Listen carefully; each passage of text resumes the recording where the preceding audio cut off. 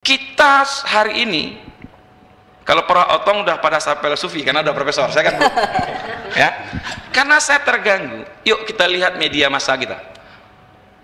Ada kebisingan yang dibuat oleh pejabat publik dan itu mengganggu kenyamanan kita warga negara. Maaf, isu-isu yang muncul termasuk BPIP ini, jilbab ini kan yang dibuat oleh para elit. Yuk tunjukkan konflik yang ada oleh masyarakat. Nggak ada. Konflik masyarakat itu dengan perut hari ini. Bukan kemudian apa? Ketika bicara tentang bangsa, negara, saya yakin rakyat ini lebih nasionalis daripada elit yang berbicara tentang nasionalisme. Dalam konteks hukum tadi, memaksa anak di bawah umur untuk melakukan tanda tangan surat pernyataan, bisa dipidana, bisa dipidana, bisa digugat balik, menipu. Ya, kan di anak itu kan tidak cakap dalam bahasa hukum, tidak cakap melakukan perbuatan hukum. Walaupun dia pintar, tetapi dalam hukum dia belum dianggap cakap karena menerima beban tanggung jawab. Maka kemudian harus ada surat pernyataan. Kalau anak di bawah umur harus ada tanda tangan orang tua. Sehingga saya mengatakan, oh ini ada surat pernyataan, harus tahu mengikuti peraturan. Pertanyaannya, peraturan itu di surat pernyataan itu dibuat ketika mereka sebelum ikut atau setelah mereka di Jakarta? Setelah di Jakarta kan? Nggak boleh. Artinya ketika kita masuk seleksi apapun, ketentuan syarat ketentuan berlaku itu di awal, tidak ada diatur di akhir. Jebakan Batman ya? Ini kan jebakan Batman. Apalagi kemudian ada kalimat, kalau betul ada wawancara di luar untuk setengah memaksa untuk membuka, oh itu bisa dipidana loh, bisa dipidana orang yang menyuruh. Tetapi saya katakan sebagai seorang akademisi dan kebetulan dari Muhammadiyah, saya katakan, kenapa negara dan banyak pejabat negara di Republik ini yang selalu bicara tentang moralitas, ketaatan agama, tetapi alergi dengan nilai-nilai agama. Tetapi dalam waktu kampanye didatangilah kelompok-kelompok agama, ya kan, tiba-tiba orang yang tidak pernah sholat atau orang-orang jarang ke masjid pakai jubah, kemudian ada alasannya soleh karena udah sholat Jumat, gitu kan. Ya kan? Balihonya pakai koko. Oh, kan aneh Mak Datuk. Tetapi ketika berkuasa seakan-akan benci dengan nilai-nilai agama. Saya mengatakan, kita di Padang tinggal semua. Bicara tentang nilai toleransi, pergi aja ke Kampung Cino sana.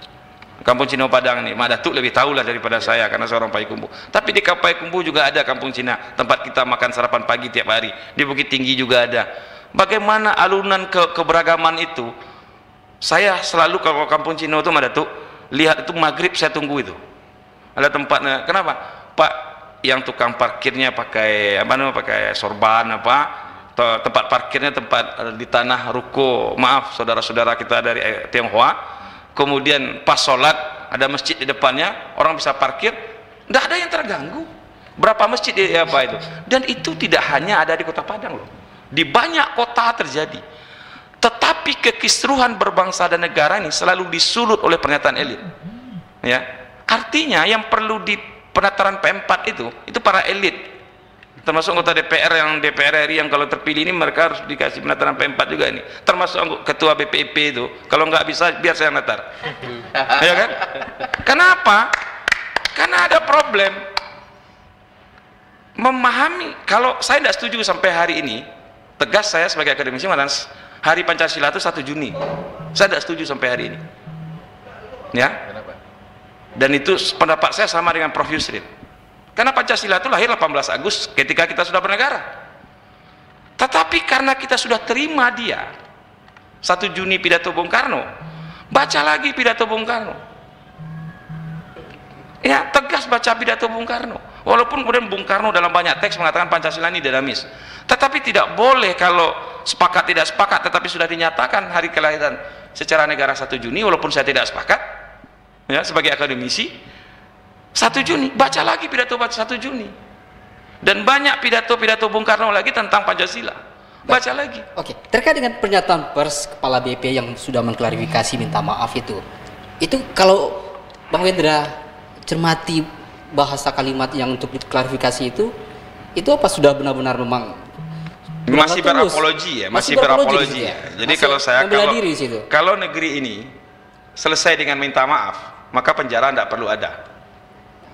Makanya kata potong ini terus berulang karena tidak Ya tuntas. karena berulang, misal narasi ketika beliau dalam sebuah podcast mengatakan musuh Pancasila itu adalah agama, walaupun tidak disebut Islam.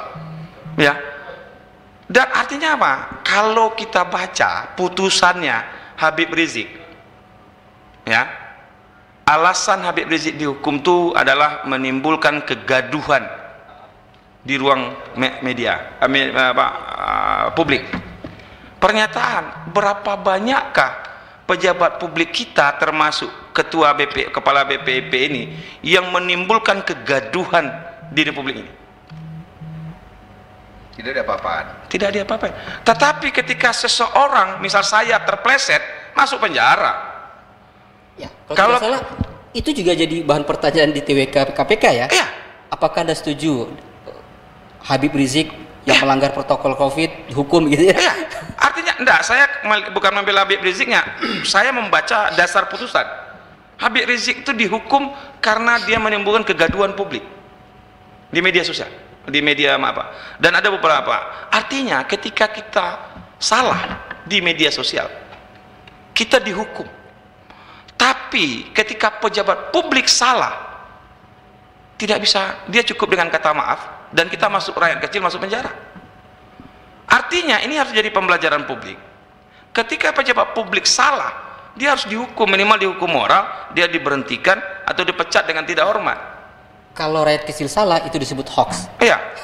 Kalau rakyat kecil salah, pejabat elit salah itu kekeliruan gitu. iya, kan selalu begini. Ya, selalu begitu. Artinya saya katakan sebagai negara kita Pancasila ini final. Kita sepakat. Tidak ada perdebatan lagi. Baik, oke. Tadi itu, biar tidak salah dikit. Iya. Masih ada? Dia sudah final, jangan kemudian kefinalannya ini diseram-seramkan dan rakyat rasanya selesai Pancasila ini. Ya. Tapi yang membuat kekisruhan ini para elit yang mencoba dengan kepentingannya menafsir Pancasila dengan narasi tunggal. Sehingga MUI Kongres Umat Islam Indonesia di Bangka Belitung ke-7 itu mengatakan gitu. Kalaupun harus kita mentafsirkan Pancasila, yang berhaknya MPR. Bagaimana dibuat hanya dengan Kepres? Kemudian orang-orangnya pengangkatannya juga nggak jelas. Artinya dalam kita kembalikan kepada kedaulatan rakyat, walaupun MPR itu bukan lagi lembaga tertinggi kedaulatan rakyat, tetapi hari ini MPR yang berhak merubah undang-undang dasar. Baik. Sehingga kita akan diskusikan apakah dengan kehadiran BP ini menjadi sebuah agenda setting dan skenario untuk menafsir ulang Pancasila versi BPIP dengan rezim sekarang ini. Ya gitu. Saya ke Nief dulu, Niefri. Aktivis perempuan bagaimana saat ini sikapnya? Ya, oke, makasih banyak Bung Nasrian. Pertama kita harus merasa kaget, sedih ya di persiapan peringatan 79 ya kemerdekaan negara Republik Indonesia ini, ternyata perempuan dan anak belum merdeka untuk mengekspresikan pilihannya. Itu hal yang sangat menyedihkan buat kita gitu ya. Lagi-lagi perempuan dan anak yang selalu menjadi kelompok yang dikalahkan oleh berbagai kebijakan yang dibuat oleh penyelenggara negara. Hal ini tentu tidak bisa kita amini sebagai sesuatu yang sudah biasa. Ini sudah tidak biasa lagi buat kita seharusnya. Walaupun di mana-mana hal seperti ini terjadi. Dia bukan hanya kali ini, di mana-mana terjadi. Melarang, memaksa perempuan, anak untuk menggunakan identitas atau menggunakan atribut tertentu untuk menjelaskan identitas dirinya, itu tidak sesuatu yang bisa kita biarkan begitu saja. Kita tahu bahwa setiap individu di negeri ini memiliki hak untuk bebas dan merdeka untuk melakukan pilihan-pilihan untuk kehidupannya. Ini menjadi bagian yang penting menurut kami gitu.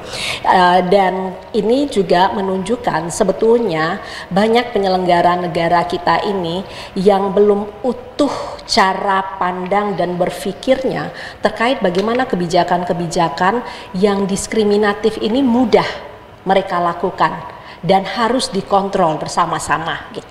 Ini menjadi bagian yang terpenting. Upaya kita ada di ruang ini, saya yakin ini kontrol kita terhadap berbagai kebijakan yang diskriminatif yang terjadi di negeri ini.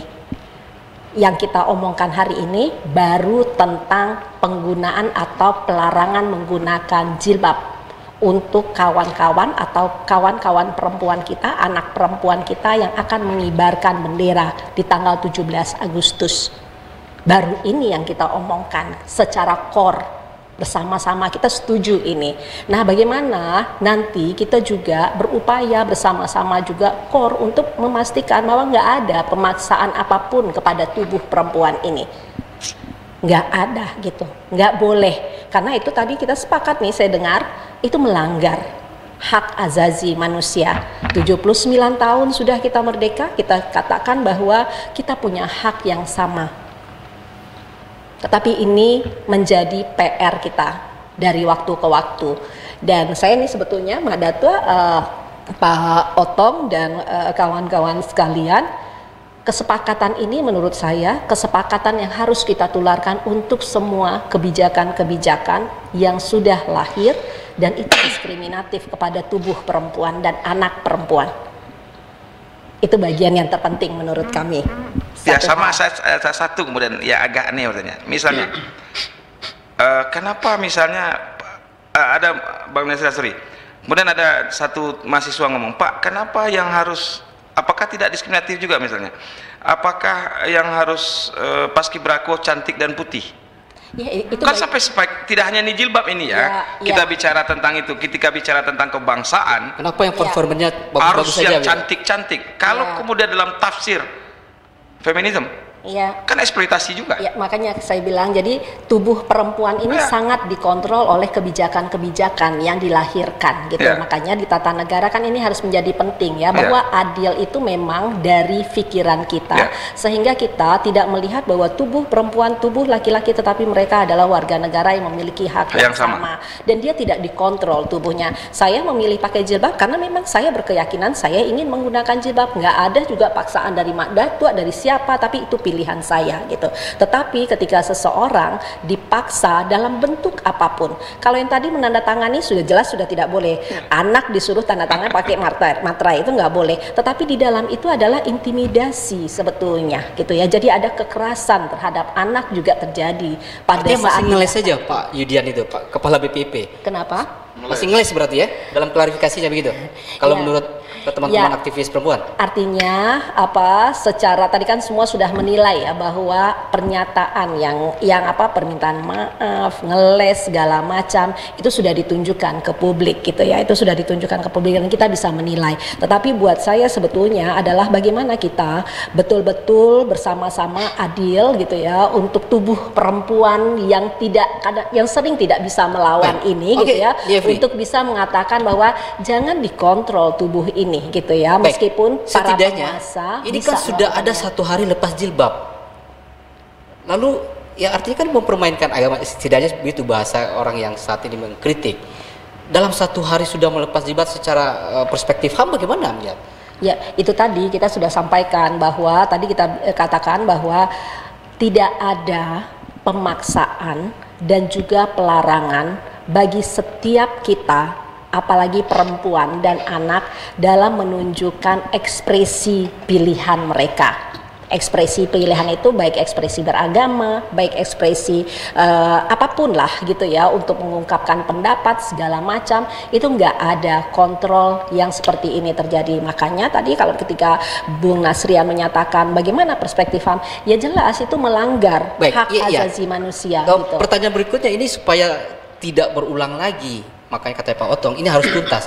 Kira-kira teman-teman aktivis perempuan, Komnas Perempuan, KPAI di sini harus diapain ini dengan, karena sudah 1 hari sudah dipaksa anak lepas jilbab? Ya, satu, kalau untuk anak, untuk kasus ini tentu ada upaya-upaya memastikan pemulihan buat mereka sendiri, karena ini kan sebetulnya intimidasi ya, yang tadi kami sampaikan, intimidasi, dia harus tanda tangan daripada pulang padahal sudah berharap mau menjadi tim paskibraka, cita-cita mungkin bukan tidak sejak kecil ya, tetapi menyadari bahwa ini penting, pengorbanan mereka, perjuangan mereka. Kalau pengakuan dari orang tua sejak SD mereka sudah berharap jadi paskibra. Semuanya seperti itu pernyataannya. Oke. Orang sudah menonton semuanya. Iya, maka upaya untuk pemulihan bagi mereka itu menjadi bagian yang terpenting.